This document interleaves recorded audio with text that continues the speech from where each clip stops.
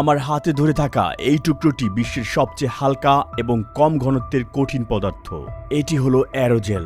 নামের মতোই এই জেলটির ৯৯.৮% বায়ু দিয়ে এটি গঠিত। এটির ওজন মাত্র ১.৭৪ গ্রাম। যখন এটি আমি হাতে নেই মনে হয় আমি এক টুকরো আকাশ ধরে আছি। এটি এতটাই হালকা যে বুদবুদও এটিকে তুলতে পারে। এটির ওজন এত কম হওয়া সত্ত্বেও এটি -২৭৫ ডিগ্রি সেলসিয়াস থেকে ৬৫০ ডিগ্রি সেলসিয়াস পর্যন্ত তাপমাত্রা সহ্য করতে পারে এবং কঠিন তাপ থেকে সবকিছুকে সুরক্ষা করতে পারে। তবে আমার আঙ্গুলের সাহায্যে সামান্য চাপের মাধ্যমেই এই অ্যারোজেলের টুকরোটি হাজারো টুকরায় পরিণত হয়ে গেল। তবে সবচেয়ে আশ্চর্যের ব্যাপার হলো, যদি এই অ্যারোজেলের টুকরোগুলো আমি আমার শরীরে প্রয়োগ করি, এটি ১০০% হাইড্রোফোবিক হয়ে যায় এবং আমার শরীরকে ওয়াটারপ্রুফ করে তোলে। তাছাড়াও এইগুলোটি নতুন অভঙ্গুর ফোমের মতো অ্যারোজেল যৌগ তৈরি করতে পারে, যা চরম পরিস্থিতিতে সুরক্ষার জন্য ব্যবহার করা যেতে পারে। অ্যারোজেল বিভিন্ন আকারের হতে পারে, যদিও এরা ৯৯% বায়ু দিয়ে গঠিত। ধারণা করতে পারেন একটি অ্যারোজেল কিরকম শব্দ করবে?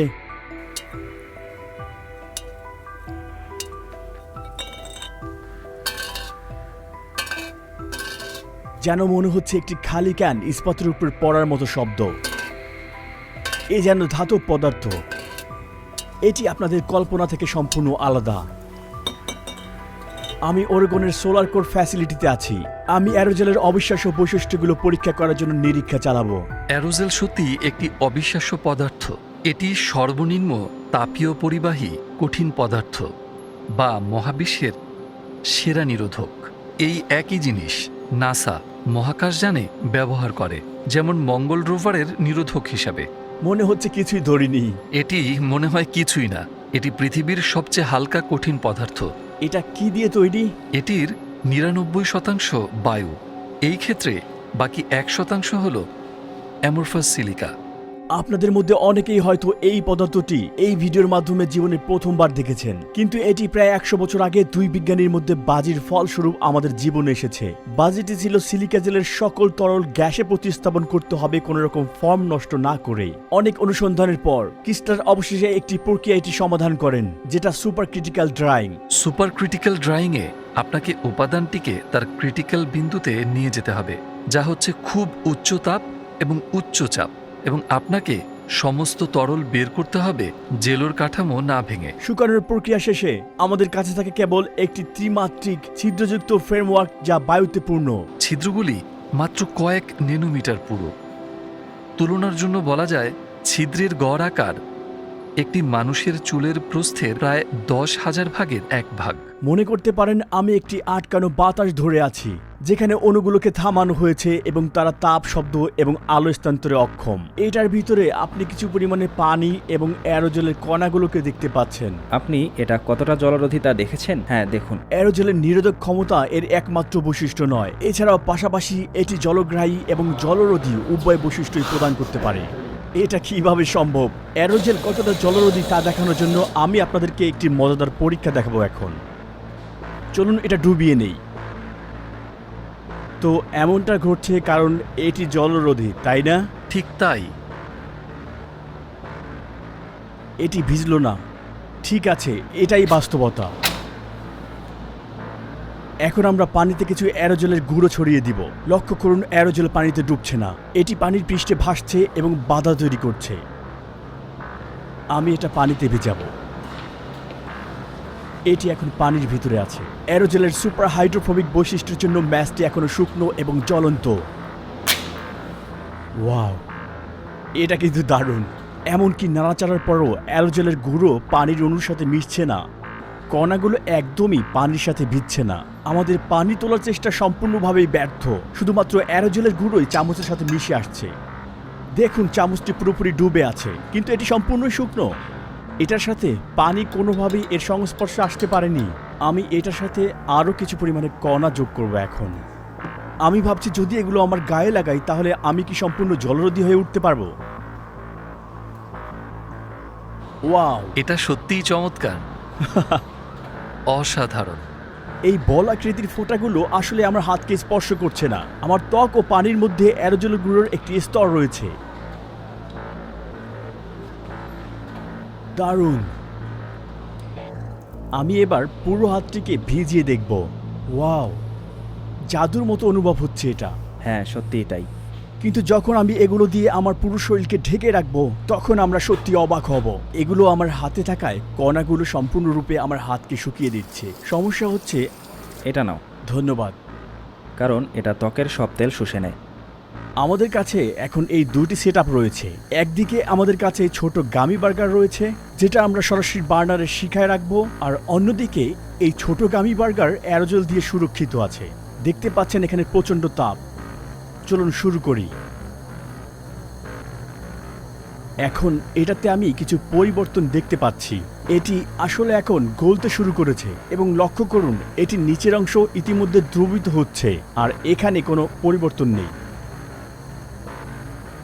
ও মাই গড, এটি ইতিমধ্যে অর্ধেকটা পুড়ে গিয়েছে, কিন্তু এখন এখানে কোনো পরিবর্তন নেই। হ্যাঁ, আপনি যেমনটা দেখতে পাচ্ছেন এই সেটআপটি এই বার্গারটিকে সুরক্ষা রাখার জন্য সম্পূর্ণরূপে কার্যকরী, আর এটি ধোঁয়ায় পরিণত হয়েছে। আপনি কি এর পার্থক্য দেখতে পাচ্ছেন? যদি এই ইনসুলেশন সত্যি এত ভালো হয় এবং যদি আপনি এটি মহাকাশযান ইনসুলেট করতে ব্যবহার করে থাকেন, তাহলে কেন এটি পৃথিবীতে সবকিছুর জন্য ইনসুলেট করতে ব্যবহার করা হচ্ছে না, তাই না? যেমন ভবন থেকে শুরু করে পরিধানের বস্তুতে দেখা গেল এর এক বড় সমস্যা আছে। যদি আপনি এটিকে চাপ দেন, দেখি, এটা 1000 টুকরো হয়ে যাবে। একটু সামান্য চাপে দেখুন এটা কিভাবে ধুলোয় পরিণত হয়। আমি এটা করতে ভালোবাসি, এটা সুন্দর। অ্যারোজেলের সাথে চ্যালেঞ্জ ছিল শুরু থেকেই এটি খুবই ভঙ্গুর, এবং এটি আমরা অরোস্ল্যাবস বা সোলার করে করি। কিভাবে এটি ভঙ্গুর না করে বানানো যায় যাতে আপনি যে কোনো প্রয়োগে ব্যবহার করতে পারেন। তো এভাবেই আপনারা সমাধানে এসেছেন? হ্যাঁ, এটি একটি বন্ধ কোষের ফোম যা অ্যারোজেলের সাথে মিশ্রিত। বন্ধকোষের ফোমগুলো সিলিকা পদার্থ দিয়ে তৈরি হয় যা ক্ষুদ্র সিল করা বায়ু পকেট দিয়ে গঠিত। ফ্লেম থ্রোয়ার পরীক্ষা যাওয়ার আগে এবং আমার পুরো শরীরে পরীক্ষা করার আগে আমি এটা দিয়ে ছোট্ট একটি পরীক্ষা করব। যদি এটা পড়ে যায় সঙ্গে সঙ্গেই আমার হাতটিকে ফিরিয়ে নিতে হবে। হ্যাঁ, আমি দ্রুত। তুমি প্রস্তুত? হ্যাঁ, তুমি যত খুশি বাড়াতে পারো। ওয়াও,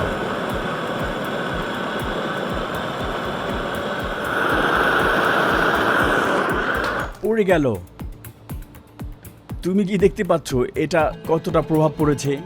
এটা এদিকটা খুবই ঠান্ডা, আমি এটাকে যত খুশি স্পর্শ করতে পারি। আর এখানে এটাও ঠান্ডা বলা যায়, তাপ ধরে রাখে না। হ্যাঁ, কিন্তু এটা গরম, এটা গলে গিয়েছে। দেখো এটার আকারটাই দেখো।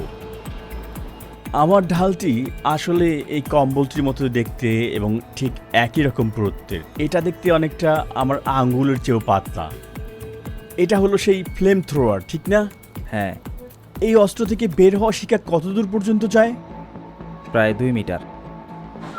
তো এই ঢালটির পুরুত্ব প্রায় 5 মিলিমিটারের মতো। ফ্রেমটি দেখতে যদিও এখানে অনেকটা বড় দেখাচ্ছে, কিন্তু আপনি যদি এই ঢালটিকে ভালোভাবে দেখেন এটা অনেক পাতলা। আমরা আজকে এই অ্যারোজেল ঢালটি প্রোপেন গ্যাসের সর্বোচ্চ তাপমাত্রায় গরম করে পরীক্ষা চালাবো। তুমি প্রস্তুত? আমি প্রস্তুত।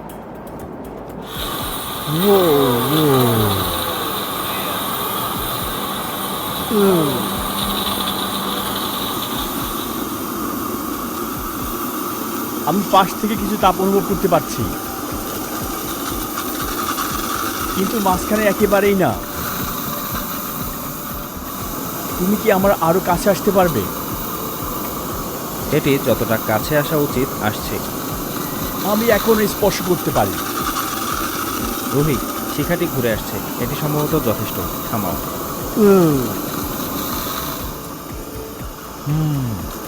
আপনাদের দেখানো এই অগ্নিশিখার গড় তাপমাত্রা ছিল প্রায় 1200 ডিগ্রি সেলসিয়াস। সবচেয়ে বিপজ্জনক পরীক্ষা করার আগে আমি আপনাদের দেখাবো কিভাবে অ্যারোজেল শব্দ ব্লক করে। আমাদের কাছে একটি বক্স আছে যা আমরা একটি সোলার কোর অ্যারোজেল ফোম যুক্ত করে রেখেছি। চলো স্পিকারটি এই বক্সের ভিতরে রাখি এবং দেখি অ্যারোজেল ফোম কেমন কাজ করে। আচ্ছা, তুমি শুরু করো। ঠিক আছে।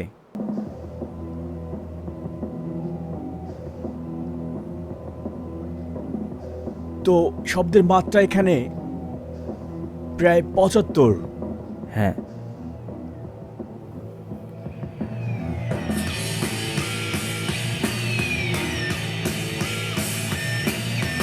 আর এটা এখন হয়েছে 95। হ্যাঁ, এটা সঠিক। দেখো, গান বন্ধ হওয়ার পরেও এই ঘরে অনেক শব্দ রয়েছে। হ্যাঁ, দেখতে পাচ্ছেন সঙ্গীত ছাড়াই এটা প্রায় 50। তাই আমরা বলতে পারি এটি প্রায় 50% শব্দ ব্লক করে দেয়। যারা জানেন না তাদের জন্য তরল নাইট্রোজেন অত্যন্ত ঠান্ডা থাকে এবং তাপমাত্রা হয় -196°C। কি মনে হয় এটা কতটা নিরাপদ? যদি আমি গ্লোভস ছাড়া তরল নাইট্রোজেন স্পর্শ করি তাহলে কি হতে পারে? এটি আপনার ত্বকের সাথে সংস্পর্শে এলে ভালো হবে না। এটি আপনার ত্বককে জমিয়ে দেবে। এরপরে আমার হাত চূর্ণ বিচূর্ণ হয়ে যাবে। একদম ঠিক। প্রথমে আমরা খুব জোরে শব্দ শুনতে পাবো।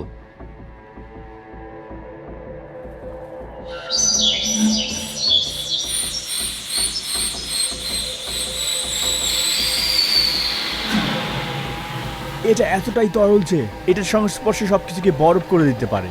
আমার অ্যারোজেল দিয়ে বানানো জ্যাকেটে তরল নাইট্রোজেন ব্যবহারের আগে আসুন পরীক্ষামূলকভাবে দেখি অ্যারোজেল ছাড়া কোনো কিছুতে এই তরল নাইট্রোজেন কি পরিমাণে ক্ষতি করতে পারে। তো এটি হচ্ছে ফ্রস্ট ইফেক্ট। তরল নাইট্রোজেন এবং মেঝের মধ্যে অনেক বড় তাপমাত্রার পার্থক্য রয়েছে, যে কারণে এটা শোষিত হতে পারছে না।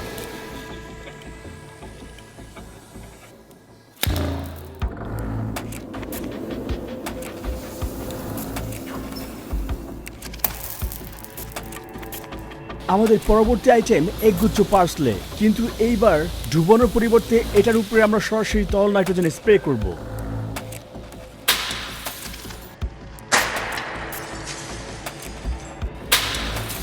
ও, এখন এটা আমি ভিতরে ডুবাবো।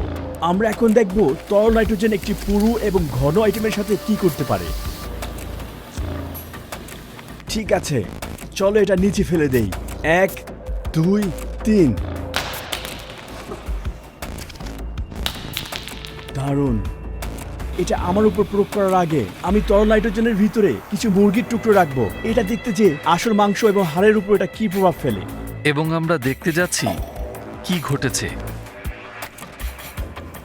ওয়াও,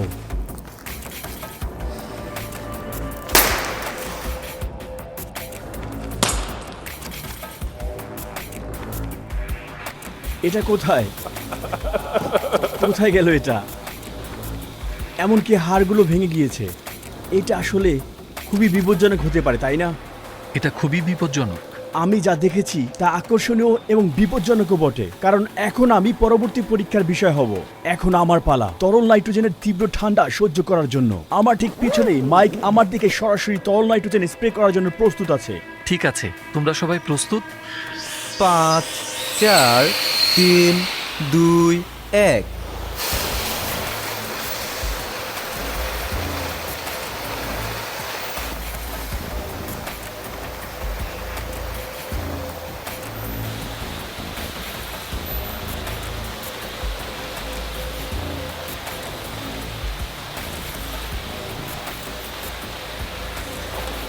আহ আহ দারুণ। আমি অনুভব করতে পারছি না, শুধুমাত্র প্যান্টের উপর অনুভব করছি, কারণ এখানে কিছু বিন্দু পড়েছে, কিন্তু এটা ঠিক আছে। কিন্তু শরীরের উপরিভাগে কিছু অনুভব করছি না। আশ্চর্যজনক। যা আমাদের মালিকানাধীন পণ্য। এটি বিশ্বের প্রথম নমনীয় এবং টেকসই এরোজেল কম্পোজিট। এটি সিলিক এরোজেলের সংমিশ্রণ, যা নিয়ে আমরা আজ এত সময় ব্যয় করেছি, এবং বন্ধ কোষ ফোম। সুতরাং আপনি এরোজেলের আশ্চর্যজনক থার্মোকর্ম ক্ষমতা পেয়েছেন। এই কারণে এটি জ্যাকেটে এত ভালো কাজ করেছে। কিন্তু আপনি বন্ধ কোষ ফোমের নমনীয়তা এবং স্থায়িত্ব পাবেন, কারণ মনে রাখবেন এরোজেল নিয়ে অতীতে এত সমস্যার একটাই কারণ ছিল, এটি সুপার ভঙ্গুর। আচ্ছা, তাই আমরা একটি উপায় খুঁজে পেয়েছি, একটি পেটেন্ট করা উপায়ে এরোজেলকে সুপার নমনীয় এবং সুপার টেকসই হ্যাঁ, করেছি। এবং এটা দৈনন্দিন জীবনে ব্যবহারযোগ্য, তাই না? একদম ঠিক। আমরা এখন টিলিয়াম লেকের কাছে আছি। দেখতে পাচ্ছেন লেকটিকে পুরো বরফ ঢেকে রেখেছে। এখন আমি আমার পুরো শরীরে অ্যারোজেলের কণা প্রয়োগ করব, পানিতে নামবো এবং শুকনো থাকার চেষ্টা করব। তাহলে কোনো স্বাস্থ্য সমস্যা নেই? না। ঠিক আছে, আজকে কেমন লাগছে? হ্যাঁ আপনি অবশ্যই আগে ঠান্ডা পানিতে নেমেছিলেন, তাই না? হ্যাঁ। ঠিক আছে, আমরা এখানে সবকিছু প্রস্তুত রেখেছি যদি লাগে সেই জন্য। আমার কাছে 1 বালতি পাউডার সিলিকা অ্যারোজেল আছে। এটি দিয়ে আমি পুরো শরীরকে ঢেকে দিব। আসুন দেখা যাক পানির নিচেও আমি আমার শরীরকে শুষ্ক রাখতে পারি কিনা।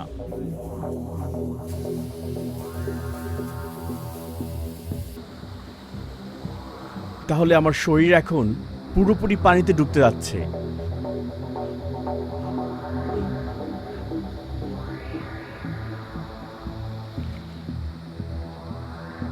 আমি শুকনো আছি।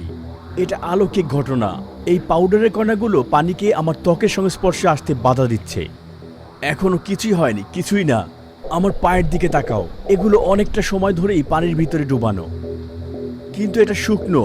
আমার পায়ে কিছু জলকণা আছে। চলো এগুলো পা থেকে ফেলে দেই। আশ্চর্য, আমার ঠান্ডাও লাগছে না। আমার এগুলোর প্রয়োজন নেই।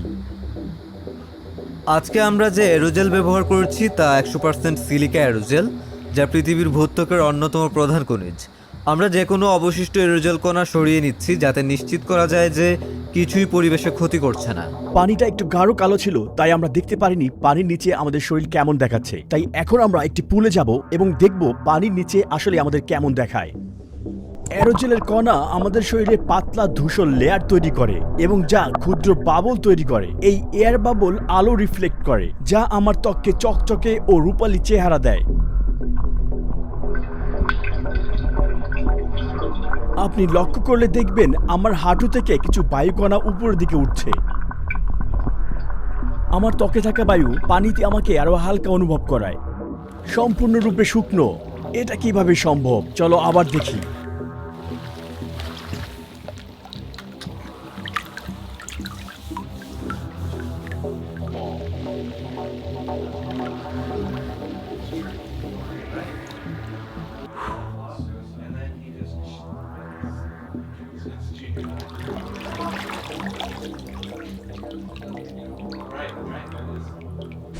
এখন খুব ভারী বৃষ্টি হচ্ছে, কিন্তু আমি ভিজছি না।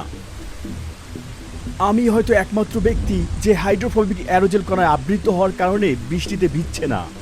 যদি আপনি একটু মনোযোগ দিয়ে দেখেন, পুলের পানির উপরে বৃষ্টির কণাগুলো রয়েছে। এর মানে বৃষ্টির পানি এবং পুলের পানির মধ্যে অ্যারোজেলের স্তর রয়েছে, যেটা মিলিত হতে বাধা দিচ্ছে। অ্যারোজেল এটার পুরো শরীরে লাগিয়ে দেব।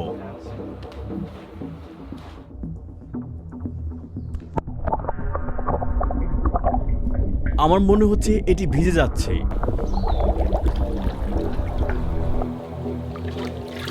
এটা অসম্ভব।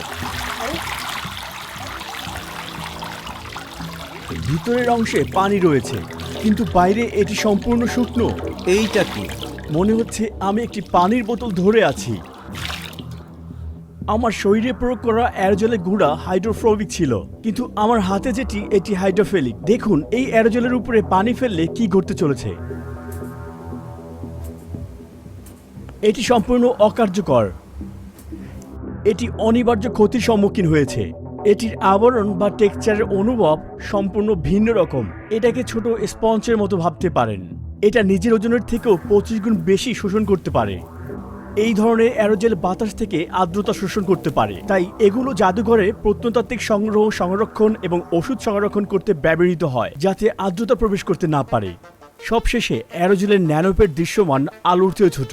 দৃশ্যমান আলো 380 ন্যানোমিটার থেকে 750 ন্যানোমিটার মধ্যে থাকে, যেখানে অ্যারোজেলের ছিদ্র মাত্র 20 থেকে 40 ন্যানোমিটার প্রশস্ত হয়ে থাকে। ছোট তরঙ্গ দৈর্ঘ্যের কণা নীল, বেগুনি, ইউভি আলো এরোজেলে আঘাত করলে ছড়িয়ে যায়। আর এরোজেল নীল দেখানোর কারণ এটি, যেভাবে আকাশ নীল দেখায়, একে রিলি স্ক্যাটারিং বলে। যখন আমরা অ্যারোজেলকে অতিবেগুনি রশ্মি দ্বারা প্রদর্শন করি, যা সবচেয়ে ছোট তরঙ্গ দৈর্ঘ্যের, এটা অ্যারোজেলকে অস্বচ্ছ দেখায় এবং আলোকে আরো ছড়িয়ে দেয়। কিন্তু যখন আমরা ইনফ্রারেড আলোতে সুইচ করি, যা বড় তরঙ্গ দৈর্ঘ্যের, এটি অ্যারোজেলের মধ্যে দিয়ে পাস করে সম্পূর্ণ স্বচ্ছ করে তোলে। চলুন দেখি যখন আমরা অ্যারোজেলকে সরাসরি দিনের আলোতে প্রদর্শন করি তখন কি ঘটতে চলেছে।